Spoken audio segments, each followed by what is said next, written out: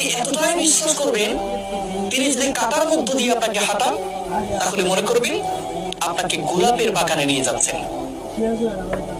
আপনি যদি যে কোনো কষ্টে যদি থাকেন, আপনি যদি ব্যথিত হন, আপনি যদি আঘাতপ্রাপ্ত হন, তাহলে আপনি মনে করবেন আপনার আল্লাহ এই কষ্ট দেওয়ার মানেই হচ্ছে হলো আল্লাহ আপনাকে ওয়ালা সাউফা ইয়াতিকা রাব্বুকা ফাতারদা, এমন কিছু দিতে যাচ্ছে সেটা পেলে তুমি খুশি হয়ে যাবে।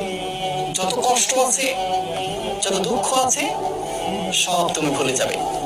এমন জায়গা আল্লাহ নিতে চাচ্ছেন। সেজন্য আল্লাহর প্রতি আমাদের বিশ্বাস নাই, আমরা বিশ্বাস রাখতে পারি না। আমরা রাখতে পারি না যে আমার আল্লাহ আমার সমস্ত কষ্টগুলো মুছে দেবেন। যে আল্লাহ সৃষ্টি করতে পেরেছেন, যে আল্লাহ শ্বাস প্রশ্বাস নিতে দিচ্ছেন, সে আল্লাহকে আমাদের কখনো কষ্টটা দূর করে দিতে পারবেন না?